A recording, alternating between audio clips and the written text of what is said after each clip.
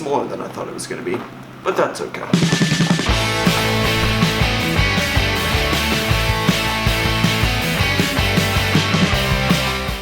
So I got some packages in today. Very excited for one of them. The other one is maybe a little bit less exciting, but it makes the other one more exciting, if that makes any sense. All will be revealed in a second.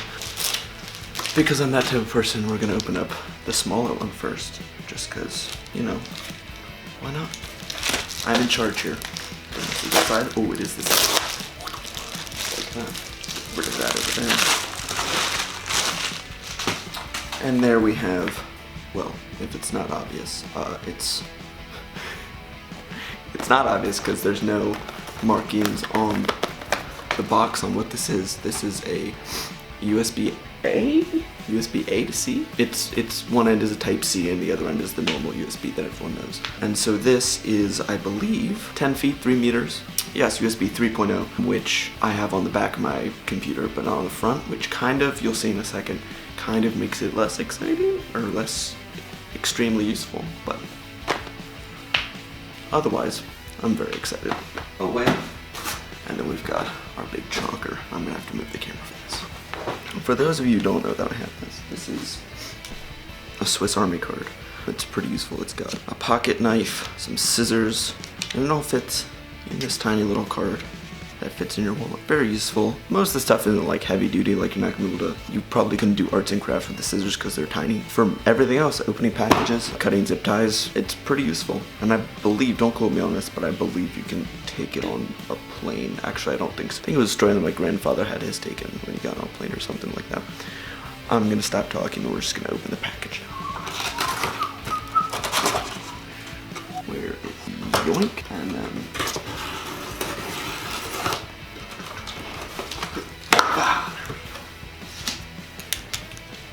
safety first, always putting the knife back in the Swiss Army card so I don't stab myself. I'm very excited for this, in case you couldn't tell already. As I said in the beginning, it's a lot smaller than I thought it was going to be. I thought it was going to be at least a little bit bigger. Ooh, get that out. I put my knife away too soon. Alright, let's make an incision, the first incision. Yeah. Ooh, buttery smooth. Once again, safety first, putting the knife away. You know, I'm gonna leave that out for a second in case I need it again instead of putting it back in my wallet like I did last time. Won't be making that mistake again. Excellent. We're gonna go ahead and slide. Lovely, lovely. We're gonna leave that over here because I like to keep boxes because I'm weird. Look at that. Nice Oculus logo there on the front.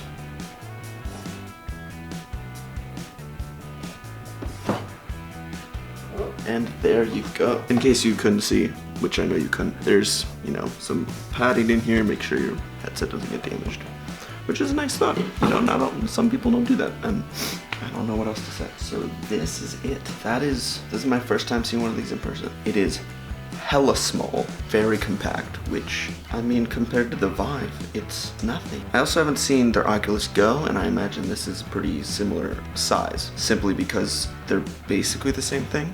For those of you who don't know, this is powered by a cell phone processor, or a mobile phone processor rather. Before consumer VR was really a thing, Google Cardboard, Daydream, that sort of stuff, that was all basically it for VR. And the way that would work is you would run software on your cell phone, and you'd put a cell phone in front of a device similar looking to this, and then it would have lenses and you'd look through it and it would be like that.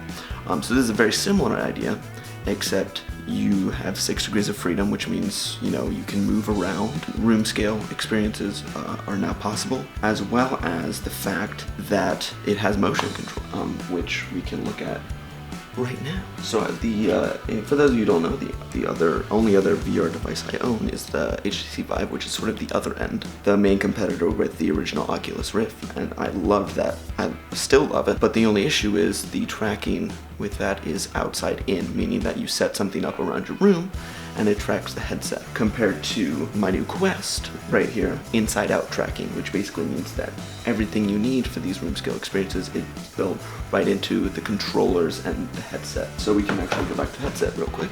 If you look here, you've got 4 cameras on it, and those 4 cameras are used for tracking your space so you don't, hurt yourself. But then they're also, recently, they released a beta for hand tracking, which is very impressive, especially when they haven't changed the hardware at all. This is very different. These are very different from the Vive controllers, and in fact, these are very different from the original Rift controllers as well, simply because before this ring, around the outside, this tracking ring was actually on the bottom. It would loop around the bottom instead of looping around the top. I did hear something about how it makes it easier for the cameras on the HMD head mount display to track them. And these are pretty nifty. They run on AA batteries, which are included, but apparently the battery life isn't that phenomenal. So maybe that's just in a little slide thing. Everything on here is capacitive, meaning that even if you're not pressing it, there is presence. So if I'm just, lightly holding my finger on the trigger here, it's going to be able to pick up the fact that no, I'm not squeezing the trigger, but I am touching it, which is interesting. The Vive ones don't do that, but the newer Knuckles controllers do, I believe. So I'm excited to see what that's like. And obviously we get 2 of them. And so if we go back to our headset real quick, you'll see we have a lovely, lovely USB Type-C port on the side here. Quest was first released, that was meant solely for charging and for developers to, load things onto it and use it for developmental purposes. However, now, as of probably about a month ago, Oculus Link is now active, which means that all of my Steam VR games that I have for my HTC Vive can now be played on here, all with the use of the aforementioned Anchor USB-A to C cable, which I'm very excited about. Now there are other ways to play it wirelessly, which I will be testing out just because, that's the whole point, is there's no wires on here. Adding a wire to it maybe kind of seems uncouth, but if there's a way to wireless stream and it works well and it doesn't make you sick, then I will absolutely be doing that instead.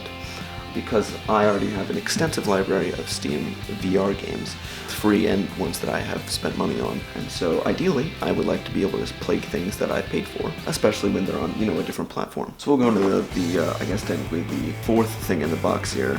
We've got a power adapter. Type-C goes in there. Impressive. I've never had a USB-C cable before, and now I've managed to acquire 3. And then we've got this little thing, which if you wear glasses, which I do, but not in VR, I wear contacts. Not specifically for VR, but I majority of the time wear contacts. But I do have a pair of glasses, so that's kind of nice to know that if I ever wanted to play VR with glasses on, I could. And the same thing goes with the Vive, is you can play with glasses on, but I honestly don't think it's that comfortable, or it doesn't seem that comfortable. I don't think I've ever actually tried it though, so maybe that's something new that I should try. Then on the inside, we've got our documentation, warranty information, and of course 2 AA batteries for the controllers. And finally, the last thing in the box is our USB-C cable. So the only thing this is for is charging.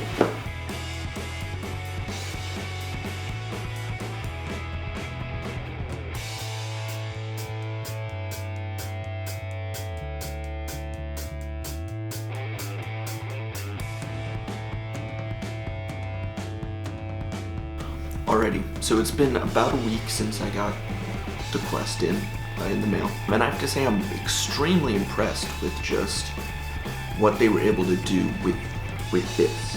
It's extremely light. It's literally this is all it is. My only other VR experience is with the Vive, which requires, base station setup around the room, and you have to plug it into your computer, so you have to have all these cables running everywhere. This eliminates all of that. It's literally this and then 2 controllers, and that's the entire unit. Extremely impressive because, again, when I'm using this, again, I don't have the Vive with me, so I can't do like a perfect side-by-side comparison. But just looking at the kind of my memory of the experience on the Vive and now the experience on this, they are very close. I will say, absolutely, it's not as powerful as the Vive, simply because this is not, run by a $1,000 computer. This is run by a smartphone processor, which is going to be a very different experience no matter what type of, software stuff you do with it. It's going to be a very different experience regardless. The main reason why this is such an amazing product and it's just an amazing advancement in technology, period, is that this allows is just, it's consumer grade VR at its finest.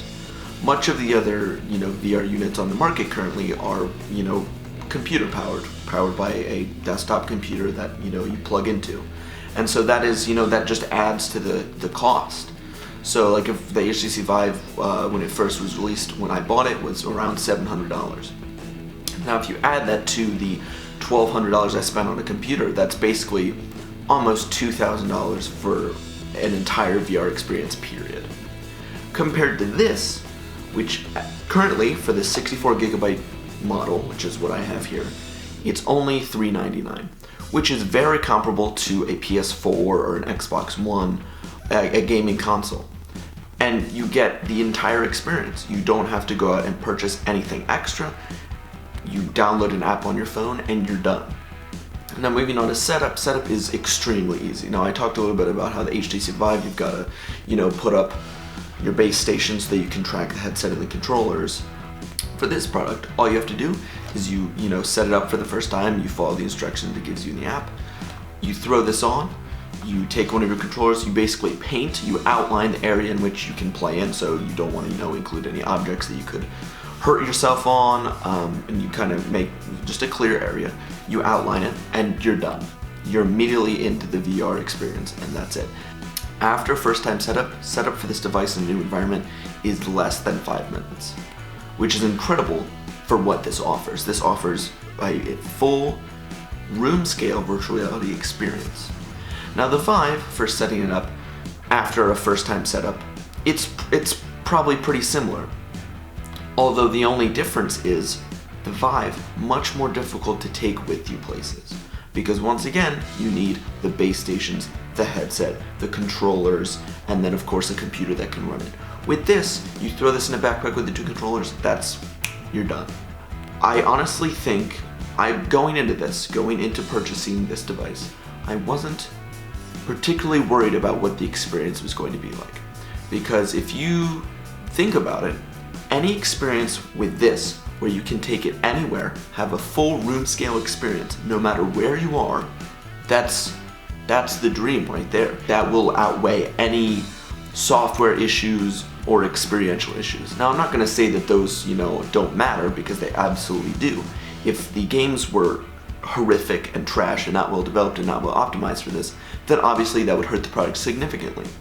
But it gets major brownie points for being compact and the novelty of inside-out tracking, meaning that you don't need anything else. You literally just need this. So I'm gonna, splice in some footage of me playing games. One of my favorite ones that I've played so far is Vader Immortal. I haven't really played through the entire storyline yet, but I have played through. They have a lightsaber dojo, which is so much fun to play.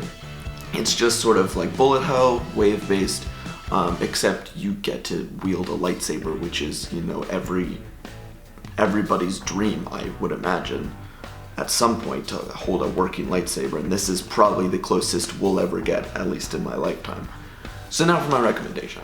Would I recommend that you go out and buy this? Well, it really depends. If you are new to VR, then absolutely, this is a great product to purchase because it requires very little setup, and most of the experiences are very good, very well designed, and very few games on the Oculus store are like sort of in development. Most of them are very finished and polished products. So if I were a new VR user, this is absolutely the headset I would be looking at. Now, from my perspective, as someone who has owned VR in the past, a VR enthusiast, if you will, would I purchase this? So there's a couple things to consider. First of all, whether or not you have a extensive library of games on your PC, which if you have used VR in the past, you most likely do. And so that is a big issue, is if you have a library of games, even if you have an Oculus Rift, you have an extensive library of games on the Oculus app already, most of those are not compatible, which in my opinion is kind of a screw up on Oculus's part. But I can understand where they're coming from. They are, a company looking for profit, where especially with Beat Saber, if you own Beat Saber, which is a music rhythm game, if you own that on PC already, you actually need to purchase another version.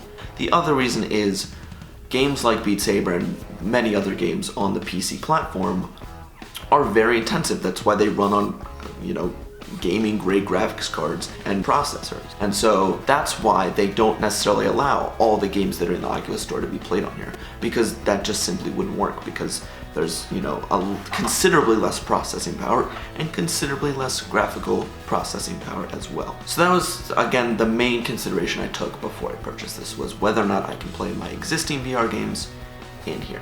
And the answer to that is yes. It's kind of a little bit of a process, but eventually, in the end, I think it's definitely worth it, because you get to play those games that you already know you like, that you've already purchased on the PC, without necessarily having to go out and buy the exact same game. Finally, the other reason I think, if you are a VR enthusiast or someone who already owns a VR headset, the reason you should look into this is because it is so extremely portable. No other device is as effective as this at the VR dream. So that's it. Those are my impressions on the device. That's my, you know, suggestion on whether or not you should look into getting one.